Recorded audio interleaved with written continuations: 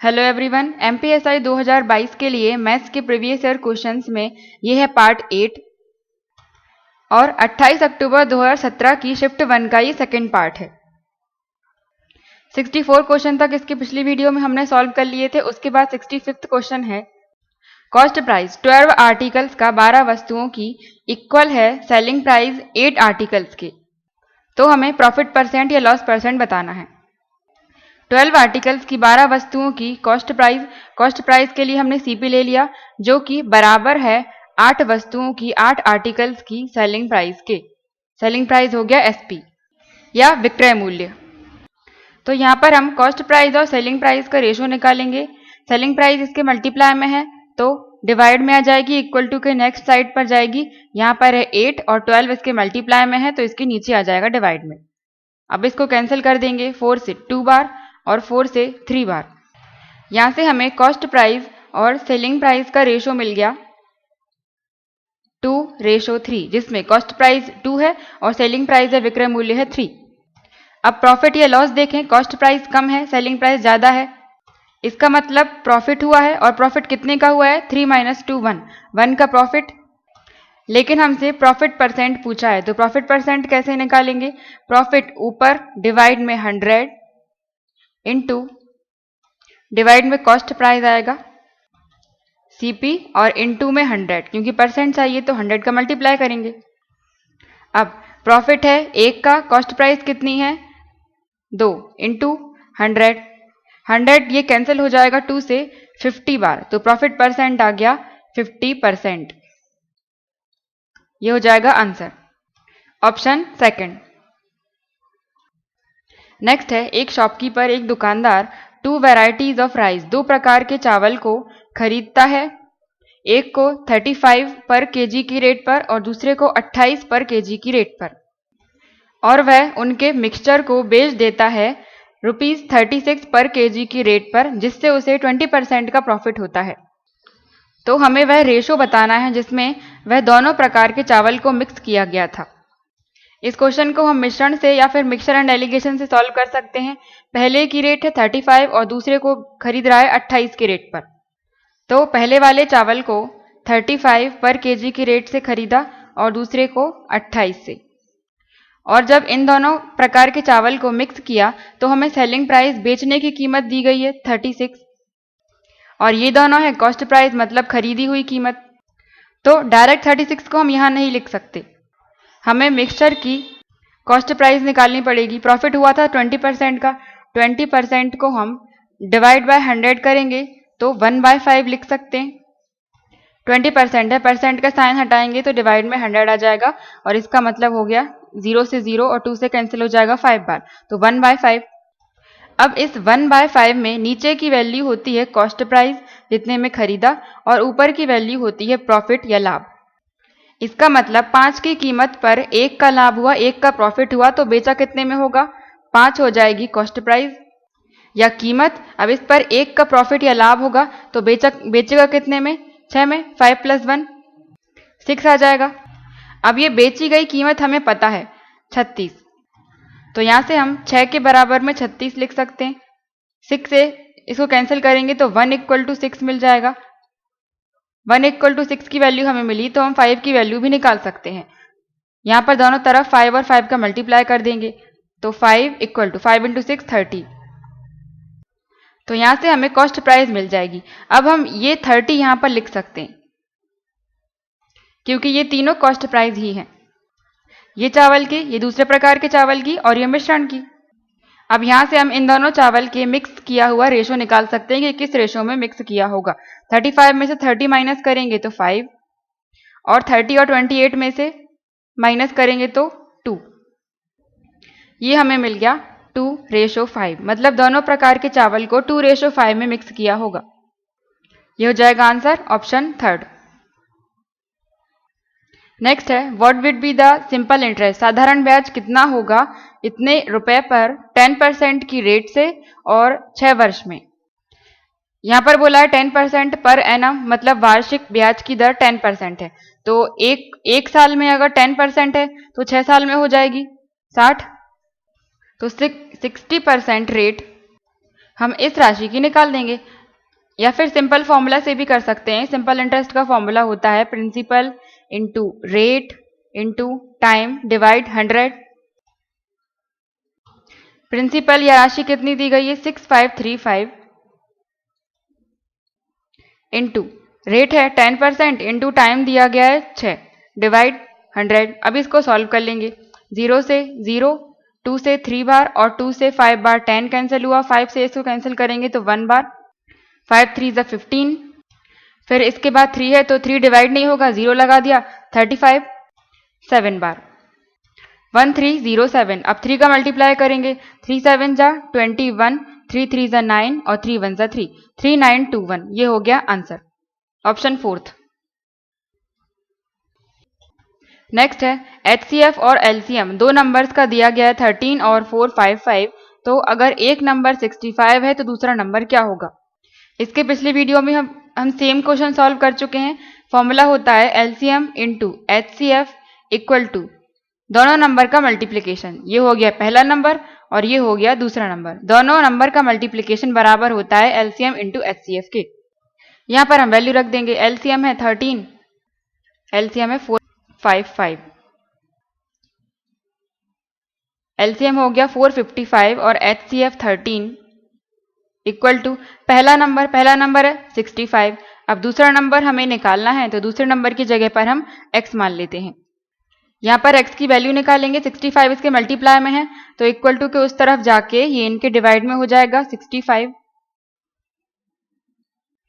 Solve करेंगे तो 65 13 से डिवाइड होता है 5 बार, 5 से इसको डिवाइड करेंगे, 9 बार 45 और 1 बार 5, 91। x की वैल्यू आ गई 91, इसका मतलब दूसरा नंबर है 91, ऑप्शन फर्स्ट। नेक्स्ट है पवन और रमन एक बिजनेस स्टार्ट करते हैं इन्वेस्ट करके, निवेश करके इतने इतने रुपए से। तो हमें पवन का शेयर या पवन का हिस्सा बताना है इतने प्रॉफिट में से 1 साल के बाद। यहाँ पर यह है पवन और यह है रमन। पवन ने रुपए लगाए 18,000 और रमन ने लगाए 25,200। यहाँ पर इन दोनों का टाइम सेम है, दोनों ने 1 साल के लिए ही लगाए थे तो हमें टाइम का मल्टीप्लाई करने की जरूरत नहीं है। और अगर यहाँ पर हम 1 साल और 1 साल का मल्टीप्लाई कर भी देंगे तो वो कैंसिल हो जाएगा, इसलिए सेम रहेगा। तो यहाँ पर हम इनका रेशो निकालेंगे, 0 से 0, इसके बाद 2 से या 4 से भी हो जाएगा, 4 4 जा 16, 2 बचे तो 5 बार 20, 4 से ये 6 बार 24, 4 3 जा 12। इसके बाद 3 से कर दें, 3 1 जा 3, 3 5 जा 15, 3 2 जा 6, 3 1 जा 3, 3 5 जा 15 और 3 7 जा 21।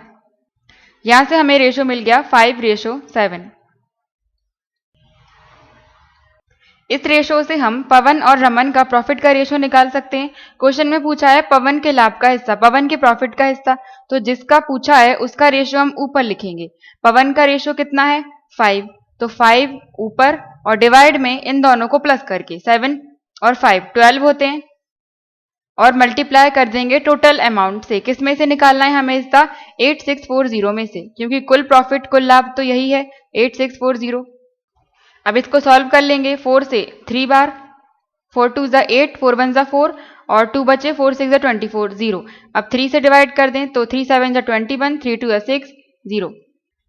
7 2 0 का मल्टीप्लाई करेंगे 5 में तो 0 और 5 इंटू 2 10 की 0, 1 बचे, 5 7 35, 1 प्लस थे 36। ये आ गया पवन का हिस्सा, पवन का profit, option second. Next question है if m% of x is y, x का m% y है। अब यहाँ पर m% है तो m और परसेंट का साइन हटाएंगे, डिवाइड में 100 इंटू x, कितना है y, और n% ऑफ y x है, मतलब y का n% है x। तो n% है तो n के नीचे 100, परसेंट का साइन हटाया तो 100 आ गया, into y equal to x है। तो हमें बताना है इन चारों ऑप्शंस में से कौन सा सही है। यहां पर दो इक्वेशन बन गई हैं, m x by 100 equal to y और n into y by 100 equal to x। यहाँ पर हम देखें तो m, n, 100, 100 और x और y, x और y, x y सेम है। तो इनमें या तो हम y की वैल्यू यहाँ से निकालकर इस पूरे को यहाँ पर रख दें या फिर इस x की जगह पर यहाँ पर ये पूरी वैल्यू रख दें। तो हम इस x की जगह पर x equal to n y by 100 है, तो ये वैल्यू हम x की इस x की जगह पर इस इक्वेशन में रख देंगे। ये हो जाएगा m डिवाइड में 100 और इस x की जगह पर इंटू इस x की जगह पर हम रख रहे हैं n इंटू वाई डिवाइड में 100, n इंटू वाई और डिवाइड में 100 और इक्वल टू में ये y था, यहाँ पर इक्वल टू में है और मल्टीप्लाई में है ये, तो y से ये y कैंसिल हो जाएगा और यहाँ पर क्या बचा, m और n मल्टीप्लाई में है, तो m n 100 इंटू 100 इन दोनों को मल्टीप्लाई करके हम यहाँ ले जाएंगे। यहाँ पर y कैंसिल हो गया तो यहाँ पर क्या बचा, इंटू में 1 मान सकते हैं, तो इस 1 में हम इन दोनों को मल्टीप्लाई करके लिख देंगे। तो ये 100 इंटू 100। यहाँ पर हम चारों ऑप्शंस में देखें तो mn में ही ऑप्शंस हैं, इसलिए हमने x और y को हटाया है, x की जगह पर वैल्यू रखी इसलिए तो y कैंसिल हो गया और ये ऑप्शंस भी मैच हो रहा है। थर्ड वाला mn इक्वल टू 10,000, ये हो जाएगा answer, option third. Next question है, ए और बी किसी काम को 10 डेज में कंप्लीट करते हैं, बी और सी 12 दिन में और सी और ए 15 दिन में। तो सी अकेले को उस काम को फिनिश करने में, खत्म करने में कितना टाइम लगेगा। यहाँ पर दिनों की संख्या एक साथ दी गई है, ए और बी की साथ में, तो हम साथ में ही सॉल्व करेंगे। ए प्लस बी को किसी काम को करने में 10 दिन लगते हैं और बी और सी को वही काम करने में 12 दिन लगते हैं और सी और ए को साथ में करने में 15 दिन लगते हैं। ये हो गए टोटल डेज, कुल दिनों की संख्या। तो सबसे पहले हम टोटल वर्क या कुल कार्य निकालेंगे इन तीनों का एलसीएम लेकर। एलसीएम लेंगे, सबसे बड़ा नंबर 15 है, तो 15 के टेबल में ऐसा नंबर आना चाहिए जो इन दोनों नंबर को भी डिवाइड कर दे, वही हमारा एलसीएम होगा। 15 2 जा 30, 12 से नहीं होता है, 3 बार 45, 10 से नहीं होता है, 4 बार 60, तो 60 एक ऐसा नंबर है जो 10 से और 12 से दोनों से डिवाइड होता है, तो 60 आ गया टोटल वर्क या कुल कार्य। अब कुल कार्य में हम दिनों की संख्या से डिवाइड करके एक दिन का काम निकालेंगे, 1 डे वर्क। ए और बी को टोटल डेज लगते हैं 10, तो डिवाइड करेंगे 10 से, तो मिलेगा हमें 6। इसका मतलब ए और बी दोनों मिलकर एक दिन में 6 काम कर लेते हैं। बी और सी एक दिन में करेंगे 60, कुल दिनों की संख्या से डिवाइड करेंगे 12, यह आ जाएगा 5। बी और सी एक दिन में 5 वर्क 5 काम कर लेते हैं। सी और ए के लिए 60 डिवाइड 15, यह आ जाएगा 4। सी और ए एक दिन में 4 कार्य कर लेते हैं। यह आ गया इन तीनों के एक दिन का काम, लेकिन साथ में ए और बी का 6, बी और सी का 5, सी और ए का 4। अब हम इन सभी का एक साथ एक दिन का काम निकालेंगे, 1 डे वर्क निकालेंगे, तो इन सभी को प्लस कर देंगे। लेकिन यहाँ पर जो एक दिन का काम आएगा वो जैसे ए ये है और एक ये ए और है, बी है एक बी ये है, सी है एक और सी ये है, मतलब हर एक को 2-2 बार लिया गया है। तो हम यहाँ पर लिख सकते हैं 2a प्लस 2b और 2c, इन सभी के एक दिन का काम आएगा कितना, 6 5 4 15।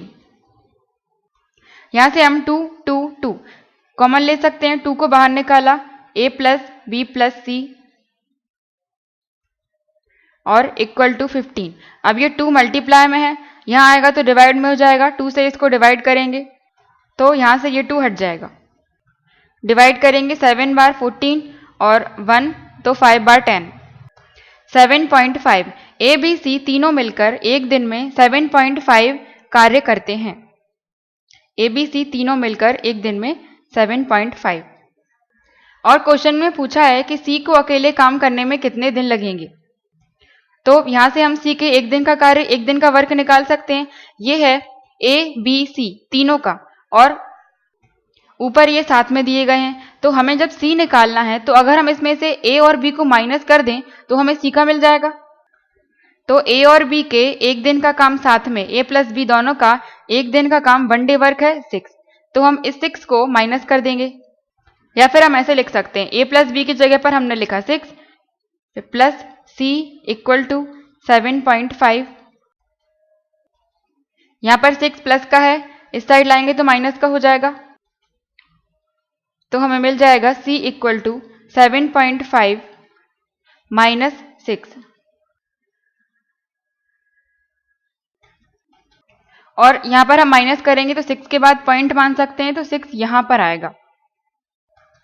C इक्वल टू निकालेंगे 7.5, यहाँ पर 6 था, 6 को हम 6.0 लिख सकते हैं क्योंकि पॉइंट के बाद 0 का कोई मतलब नहीं होता है, तो 6.0। अब इसको माइनस कर देंगे, 10 में से 5 में से 0 5 और 7 में से 6 1 और पॉइंट के नीचे पॉइंट 1.5, तो C के एक दिन का काम या 1 डे वर्क हमें मिल गया 1.5। तो यहाँ से हम कुल दिनों की संख्या निकाल सकते हैं। कुल कार्य में से कुल कार्य कितना था 60, कुल कार्य में या टोटल वर्क में एक दिन के काम को हम डिवाइड करेंगे तो हमें कुल दिनों की संख्या मिल जाएगी। ये आ जाएंगे C के कुल दिनों की संख्या, पॉइंट हटाएंगे, ऊपर एक 0 और 15 से इसको डिवाइड कर देंगे 4 और 0, तो C को कुल दिन लगेंगे 40। ये हो जाएगा आंसर, ऑप्शन 4। नेक्स्ट है A और B मिलकर किसी काम को 12 दिनों में करते हैं और B अकेला 30 दिनों में कर लेता है, तो A अकेले को उस काम को खत्म करने में कितने दिन लगेंगे। इस तरह का सेम क्वेश्चन पिछले वीडियो में सॉल्व कर चुके हैं हम। A और B को खत्म करने में लगते हैं 12 दिन और B को लगते हैं 30 दिन और A को कितने लगते हैं वही हमें बताना है। ये हो जाएंगे टोटल डेज, कुल दिनों की संख्या। अब यहाँ पर हम कुल कार्य या टोटल वर्क निकालेंगे, इन दोनों का एलसीएम लेकर। सबसे बड़ा नंबर है 30 के टेबल में देखेंगे 30 तो होता नहीं है, 2 बार 60, तो 60 12 से भी डिवाइड होता है, इसका मतलब टोटल वर्क या कुल कार्य आ गया 60। यहाँ से हम एक दिन का काम या 1 डे वर्क निकालेंगे कुल वर्क में कुल दिनों की संख्या से डिवाइड करके। 60 में जब हम 12 से डिवाइड करेंगे तो ये 5 बार डिवाइड हो जाएगा और B के लिए 60 में 30 का डिवाइड करेंगे तो ये आ जाएगा 2। इसका मतलब A और B एक दिन में 5 काम कर लेते हैं और B अकेला एक दिन में 2 वर्क कर लेता है, 2 काम कर लेता है। अब यहाँ पर ये एक दिन का काम ये A और B दोनों का लिखा हुआ है, तो A प्लस B का साथ में है। ये A प्लस B एक दिन में 5 काम कर लेते हैं, जिसमें से B का हमें पता है कि B एक दिन में 2 कर लेता है, तो बाकी बचा हुआ काम कौन करेगा A। ये किया B ने, तो बाकी बचा हुआ करेगा A। 5 में से 2 B ने कर लिया, बचा हुआ 3 करेगा A, तो A के एक दिन का काम हमें मिल गया है 3। तो A के लिए कुल दिनों की संख्या हम निकाल लेंगे, कुल वर्क में एक दिन के कार्य को डिवाइड कर देंगे 3, कैंसिल करेंगे 2 0 20, 20 दिन लगेंगे A को काम खत्म करने में, ऑप्शन 3। नेक्स्ट है, यहाँ पर गिवन फिगर में या चित्र में O एक सर्किल है, ये एक सर्किल है या वृत्त है और O इसका केंद्र है, सेंटर है, जिसमें एंगल ACB इक्वल टू 30 दिया गया है। ACB ये एक वृत्त हो गया सर्किल, ये हो गया इसका सेंटर O, ये A और B और ये एंगल हो गया ACB, ये हो गया C। इस एंगल की वैल्यू दी गई है 30 डिग्री, तो हमें एंगल AOB बताना है। AOB इस एंगल की वैल्यू हमें फाइंड करनी है, AOB। तो इस एंगल की या इस कोण की वैल्यू हो जाएगी 60 डिग्री। 60 डिग्री क्यों? क्योंकि ये 30 है, 30 का डबल हो जाएगा, 30 × 2 60। अब ये कैसे होगा, यहाँ पर हम देखें A और B एक चाप है, या फिर हम A से B को जोड़ दें तो ये क्या हो जाएगी, एक जीवा या फिर कोड। या तो हम ए और बी को एक चाप या फिर एक आर्क मान लें, या फिर ए बी को एक कोण या फिर जीवा मान लें। तो यह रूल होता है कि किसी भी वृत्त में समान जीवा से, जीवा क्या हो गई ए बी, समान जीवा से वृत्त के केंद्र पर बनने वाला कोण दुगना होता है उसी वृत्त की परिधि पर बनने वाले कोण से। इसका मतलब वृत्त की परिधि पर कौन सा एंगल बन रहा है, 30 डिग्री। ए से शुरू हुआ, सी तक गया और बी पे खत्म हो गया, ये इसकी परिधि पर बन रहा है 30 डिग्री। तो परिधि पर जो कोण बनेगा उससे डबल होगा, दो गुना होगा उसके केंद्र पर बनने वाले कोण। तो ये 30 था, तो यहां पर बनेगा 30 इंटू 2 60 डिग्री। या फिर इसी को इंग्लिश में देखें तो किसी भी सर्किल में सेम कोण से ए बी एक कोण हो गई। सर्किल के सेंटर पर बनने वाला एंगल डबल होता है उसके सर्कमफ्रेंस पर बनने वाले एंगल से। तो ये 30 था सर्कमफ्रेंस पर, परिधि पर, तो ये केंद्र वाला एंगल, सेंटर वाला एंगल इसके डबल हो जाएगा 60 डिग्री। या फिर इसको उल्टा भी बोल सकते हैं, अगर केंद्र का एंगल दिया है, सेंटर का एंगल दिया है 60 डिग्री और अगर परिधि का सर्कमफ्रेंस का पूछा है तो उसको हम आधा कर देंगे। तो इस तरह से आंसर हो जाएगा second option 60 degree. Next question है, एक ट्रक इतनी दूरी तय करता है 1 मिनट में और एक बस 33 किलोमीटर की दूरी तय करती है 45 मिनट में, तो हमें रेशो या अनुपात बताना है दोनों की स्पीड का, दोनों की गति का। तो एक तरफ हम ले लेंगे ट्रक, एक तरफ ले लेंगे बस, इनकी स्पीड का रेशो निकालना है। स्पीड क्या होता है, डिस्टेंस बाय टाइम, चाल बराबर दूरी बटे समय, और हम यहां पर ये स्पीड का रेशो ही निकाल रहे हैं, ट्रक और बस की स्पीड या चाल का रेशो। तो चाल कैसे निकालेंगे, दूरी को डिवाइड कर देंगे टाइम से। तो ट्रक कितनी दूरी तय कर रहा है, 550 मीटर, ये मीटर है 550, और टाइम लग रहा है उसे 1 मिनट का। ये हो गई ट्रक के लिए। अब बस के लिए देखेंगे, बस कितनी, 33 किलोमीटर। अब ये 33 किलोमीटर लिखा है और यहां पर मीटर लिखा है, तो हमें यूनिट या फिर इकाई सेम करनी पड़ेंगी, समान करनी पड़ेंगी। 1 किलोमीटर में 1000 मीटर होते हैं, तो हमें इस किलोमीटर को मीटर में लेकर आना है, तो इसमें हम 1000 का मल्टीप्लाई कर दें, ये हो जाएगा इनटू, अब ये पूरी वैल्यू हो गई मीटर में, ये भी पूरा मीटर में हो गया, डिवाइड, बस को कितना टाइम लगता है 45 मिनट, मिनट को हम मिनट ही रहने दे रहे हैं क्योंकि यहां पर भी मिनट में ही था, 1 मिनट 45 मिनट सेम है, सारी वैल्यूज सभी इकाइयां सेम हो गई। अब हम यहां पर कैंसिल कर देंगे क्योंकि रेशो निकालना है, 0 से 0, फिर ये 33 है 11 से 3 बार, 11 से 5 बार, 5 से 2 बार, 0 बार, और 45 को कैंसिल करेंगे 3 से, 3 1 जा 3, 3 5 जा 15, फिर 5 से, 5 3 जा 15, 5 4 जा 20। अब यहां पर कुछ भी नहीं बचा है, 1 बचा है, और यहां पर है 4, नीचे 3, तो यहां पर 1 है तो इस 3 को हम यहां ला सकते हैं मल्टीप्लाई में, तो ये हो जाएगा 3 और यहां पर बचा था 4, रेशो 4। तो ट्रक और बस का रेशो हमें मिल गया 3:4, ऑप्शन फर्स्ट। नेक्स्ट है, numerical value profit percent is equal to, एक बुक है, एक बुक में जितना प्रॉफिट परसेंट हो रहा है उसकी न्यूमेरिकल वैल्यू मतलब उसका संख्यात्मक मान बराबर है उस किताब की कॉस्ट प्राइस के या फिर क्रय मूल्य के, उस किताब को 96 रुपए में बेचने पर। इसका मतलब एक बुक को 96 रुपए में बेचेंगे तो कुछ प्रॉफिट होगा, प्रॉफिट परसेंट होगा, तो जो प्रॉफिट परसेंट है उसमें से हम परसेंट हटाकर जो उसके न्यूमेरिकल वैल्यू संख्यात्मक मान जो मिलेगा वही उसकी कॉस्ट प्राइस या फिर क्रय मूल्य है।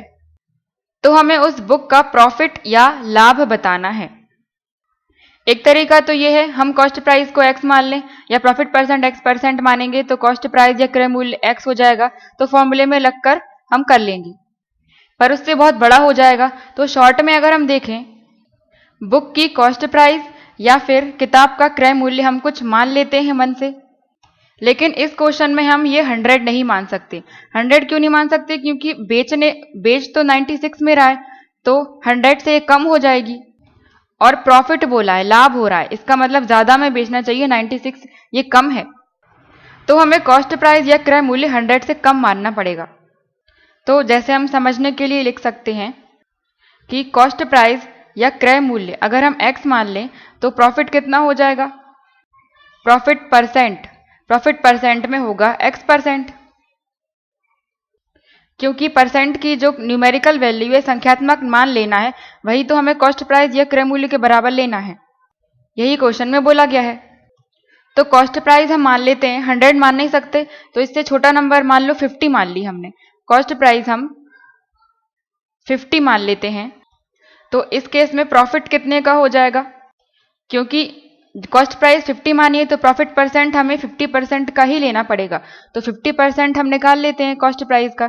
परसेंट है तो डिवाइड में 100 करेंगे इंटू 50, 0 0 0 0।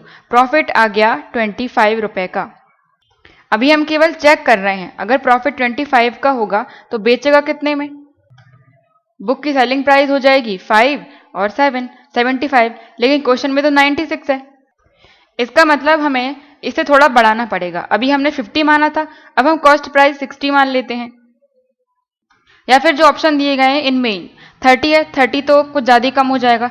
36 26 मान सकते हैं, लेकिन हम इसलिए नहीं मान रहे हैं क्योंकि सॉल्व करने में थोड़ा टिपिकल हो जाएगा। 0 वाली वैल्यू हम मान लेते हैं, 60 भी दिया हुआ है।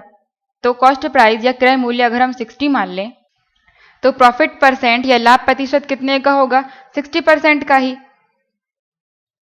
और परसेंट का साइन हटाएंगे तो डिवाइड में 100, और कितने का लेना है? 60 का ही, तो 60% निकाल रहे हैं हम प्रॉफिट निकालने के लिए। 0 0 0 0, ये आया 36। तो प्रॉफिट या लाभ कितने का हो गया? 36 रुपए का। अब हम देखते हैं कि सेलिंग प्राइस विक्रय मूल्य कितना हो रहा है। जोड़ेंगे तो 6 और 9 96। इस केस में हमें सेलिंग प्राइस 96 ही मिल रहा है। क्वेश्चन में जितनी दी थी उतनी ही सेलिंग प्राइस हमें मिल गई। इसका मतलब कॉस्ट प्राइस हम 60 ले सकते हैं। तो यहां से हमें क्वेश्चन में क्या पूछा है? लाभ पूछा है। तो लाभ कितने का हो रहा था? 36 रुपए का। तो आंसर 36, सेकंड ऑप्शन करेक्ट हो जाएगा। नेक्स्ट क्वेश्चन है 391 बनानास को 391 केले को डिस्ट्रीब्यूट किया गया या वितरित किया गया 3 बंदरों में इस रेशो में 1/2, रेशो 2/3, रेशो 3/4। तो पहले बंदर को कितने केले मिले? तीनों में बांटने का, तीनों में वितरित करने का रेशो दिया गया है 1:2, 2:3, रेशो 3:4। तो यहां पर सबसे पहले हमें इस रेशो को सिंप्लीफाई करना पड़ेगा, छोटा करना पड़ेगा। इसके लिए हम क्या करेंगे? जो नंबर नीचे दिए गए हैं 2, 3 और 4, इन सभी के एलसीएम से हम इन तीनों में मल्टीप्लाई कर देंगे, गुणा कर देंगे। तो 2, 3, 4 इनका एलसीएम हो जाएगा 12। तो 12 का इन तीनों में हम मल्टीप्लाई करेंगे। जब इस तरह से कोई नंबर रेशो में दिया गया हो तो किसी भी सेम नंबर का हम तीनों नंबर में या तो मल्टीप्लाई या डिवाइड कर सकते हैं, आंसर उतना ही रहेगा। तो यहां पर हम 1/2 में इंटू करेंगे 12 का, फिर 2/3 में 12 का, और 3/4 इंटू 12।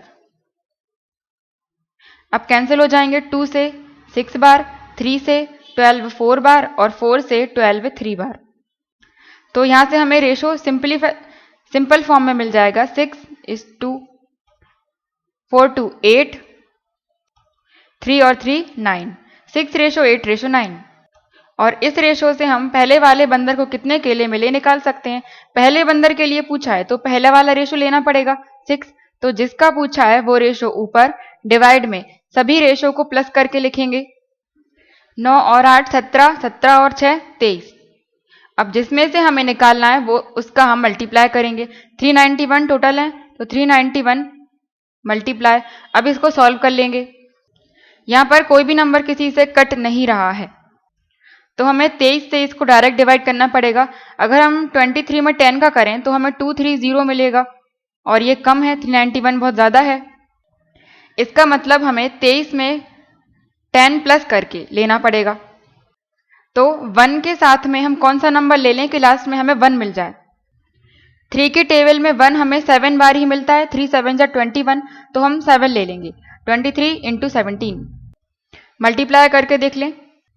51 की 1 5 बचे, 34 39, 391 मिल रहा है। इसका मतलब 391 23 से 17 बार कैंसिल हो जाएगा। अब 17 का मल्टीप्लाई कर देंगे 6 में। 42 की 2 4, 6 बचे तो 10। 102 या 102 बनाना मिलेंगे पहले वाले बंदर को। आंसर हो जाएगा फोर्थ ऑप्शन 102। नेक्स्ट है 98, find the length of the longest road.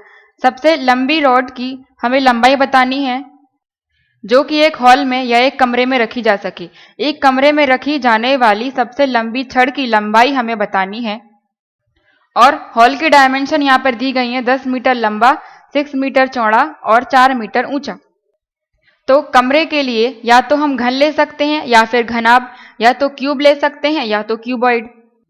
और यहाँ पर देखें लंबाई, ऊंचाई और चौड़ाई तीनों अलग अलग दिए गए हैं, तो ये घन या फिर क्यूब नहीं हो सकता, क्योंकि घन या क्यूब में सभी साइड बराबर होती हैं। तो ये घनाभ है या क्यूबॉइड है, क्योंकि इसमें हर साइड अलग अलग दी गई है। क्योंकि एक कमरा कैसा होता है, ये घन के आकार का, या फिर उसे घनाभ भी कह सकते हैं, जैसा बनाओ।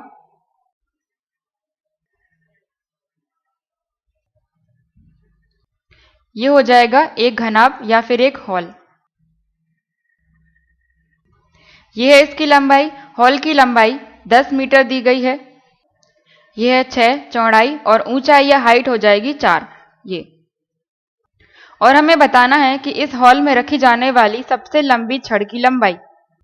तो सबसे लंबी छड़ कैसे हो सकती है, जब हम इस कोने से, पीछे वाली सतह का ले रहे हैं हम, इस कोने से हम छड़ लेकर आए और आगे वाले सतह के इस कोने तक रखें, जो कि इस हॉल का विकर्ण होगा या डायगोनल होगा। तो सिंपल बात है, हमें इस विकर्ण की लंबाई निकालनी है या इस डायगोनल की लंबाई निकालनी है। तो घनाभ के लिए विकर्ण या डायगोनल निकालने का फॉर्मूला होता है लंबाई का लेंथ का स्क्वायर प्लस चौड़ाई का ब्रेड्थ का स्क्वायर प्लस ऊंचाई का या फिर हाइट का स्क्वायर स्क्वायर रूट के अंदर। इससे हम विकर्ण की लंबाई निकाल लेंगे। सभी की वैल्यूज रखेंगे। लंबाई है 10 का स्क्वायर, चौड़ाई है 6 का स्क्वायर और ऊंचाई या फिर हाइट है 4 का स्क्वायर। अब इसे सॉल्व करेंगे। 10 का स्क्वायर 100, 6 का 36 और 4 का 16। इसको प्लस करेंगे तो 6 और 6 12, एक बचे 3 4 5 और ये एक और 152। ये हो जाएगा हमारा आंसर। लेकिन ऑप्शन में देखें तो ऑप्शन में और सॉल्व किया गया है, मतलब 152 के फैक्टर्स निकालकर बाहर निकाले हैं। तो हमें इस 152 को तोड़ना पड़ेगा। अब तोड़े हम किन नंबर में, ऑप्शन में देख लेते हैं। पहले में 19 लिखा है तो 19 तो बहुत छोटा हो जाएगा, ये नहीं होगा। बाकी में 38 लिखा हुआ है, तो 38 के मल्टीपल में हम देख लेते हैं कैसे हमें 2 मिलेगा लास्ट में, क्योंकि हमें इसी को तो तोड़ना है। तो 38 के साथ अगर हम 2 लें तो 2 अंदर जाके कितना हो जाएगा 4, तो इसमें हमें 4 का करना पड़ेगा। 4 8 32 ये हो सकता है, या देख ही लेते हैं। 32 3 बचे, 4 3 12 13 14 15, यहां से 152 हमें मिल रहा है। तो इस 152 की जगह पर हम लिख सकते हैं 38 इंटू 4। अब यहां से 4 में से 2 बाहर निकल आएगा, क्योंकि 4 का रूट क्या होता है 2, तो 2 बाहर आ गया और अंदर क्या बचा 38। अब ये हो जाएगा answer 2 root 38, option second. Next और लास्ट क्वेश्चन है मैथ का। इसको हमें डिवाइड करना है इससे, तो रिजल्ट क्या आएगा। तो इसमें सबसे पहले हम इसे सॉल्व कर लेते हैं और इसको अलग से सॉल्व कर लेते हैं और फिर हम बाद में डिवाइड कर देंगे। ये लिखा हुआ है 1/2 माइनस के 1/4, फिर प्लस के 1/5 और माइनस के 1/6। अब इसको हम सॉल्व करेंगे एलसीएम लेकर, लेकिन उसके पहले हम इसको थोड़ा शॉर्ट कर लेते हैं। इसमें हम ऊपर और नीचे केवल इस 1/2 की बात चल रही है। 1/2 में हम 2 और 2 का मल्टीप्लाई कर दें, इसमें ऊपर भी 2 का और नीचे भी 2 का।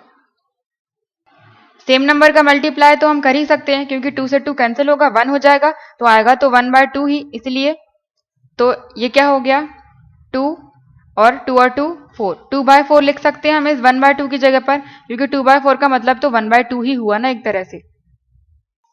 तो इस 1/2 की जगह पर हम लिख रहे हैं 2/4, फिर ये माइनस के 1/4 प्लस 1/5 और माइनस के 1/6।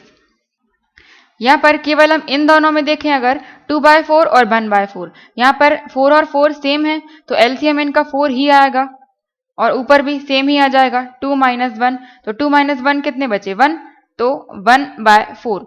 तो इन दोनों की जगह पर हम 1/4 लिख सकते हैं, थोड़ा छोटा हो गया 1/4। फिर हम सॉल्व कर लेंगे, ये 1/5 सेम आ गया माइनस के 1/6। अब हम ले लेंगे एलसीएम, एलसीएम लेंगे तो 4, 5 और 6, एलसीएम आ जाएगा 120, 120 में डिवाइड करेंगे 4 से तो 3 बार 12 30, प्लस 120 में डिवाइड करेंगे 5 से तो 2 बार 10 और 4 बार 24 से डिवाइड हो जाएगा। 24 इंटू 1 24 ही होता है तो 24 हो गया। अब माइनस का साइन 120 में डिवाइड करेंगे 6 से तो आ जाएगा 2 0 और इस 20 का 1 में मल्टीप्लाई तो 20 इक्वल टू 30 में से ये प्लस का है ये माइनस का है तो 30 में से 20 माइनस करेंगे 10 बचेंगे और 10 और 24 कितने हो जाएंगे 34 और नीचे 120। इतना हमें मिल गया इस पार्ट को सॉल्व करने पर। इसको हम अलग लिख लेते हैं 34 डिवाइड में 120। अब हम बाकी बचे हुए पार्ट को सॉल्व कर लेंगे।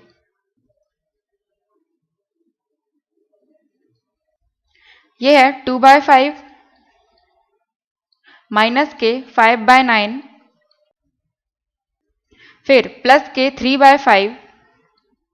अब यहां पर हमें दो सेम नंबर मिल गए 5 और 5, इसको हम पहले सॉल्व कर लेंगे। फिर है ये 7/18। यहां पर 2/5 3/5 इन दोनों को हम अलग लिख लेते हैं। क्या हो जाएगा ये 2/5 साइन क्या है प्लस का तो प्लस 3/5। यहां पर बेस सेम है 5 और 5 एलसीएम 5 ही आएगा तो ऊपर भी सेम हो जाएगा। 2 + 3 कितने होते हैं 2 + 3 5 और 5 से 5 कैंसिल तो ये आ जाएगा 1। तो इन दोनों को हमने सॉल्व किया तो 1 आ गया तो 1 लिख देंगे 1। उसके बाद ये माइनस के 5/9 5/9 इस 1 के नीचे कुछ नहीं है तो हम 1 मान लेते हैं। 5/9 ये तो हम पहले ही ले चुके हैं। अब ये माइनस का 7/18 माइनस 7/18। अब हम एलसीएम ले लेंगे। एलसीएम कितना आएगा 9 और 18 का 18। 18 का डिवाइड 1 में 18 और 18 का मल्टीप्लाई 1 में तो 18 माइनस 18 का डिवाइड करेंगे 9 में 2 आ जाएंगे और 2 × 5 10। अब 18 का डिवाइड 18 में 1 और 1 × 7 7 और साइन क्या चल रहा है माइनस का। अब यहां पर ये माइनस का 10 है और ये माइनस का 7 है तो माइनस और माइनस प्लस हो जाते हैं, मतलब हमें प्लस करना है लेकिन साइन तो माइनस का ही आएगा। माइनस और माइनस पहले ये 18 लिख देते हैं, 18 तो प्लस का ही है। माइनस और माइनस को हम जोड़ेंगे लेकिन साइन तो माइनस का ही आएगा तो 10 और 7 कितने हो जाएंगे 17 डिवाइड 18। 18 में से 17 माइनस करेंगे तो 1 और ये नीचे 18। यहां पर हमें इतना मिल गया सॉल्व करने पर और पहले कितना मिला था 34/120। क्वेश्चन में बोला गया था कि हमें इसको डिवाइड करना है इससे, तो इसका रिजल्ट क्या आया था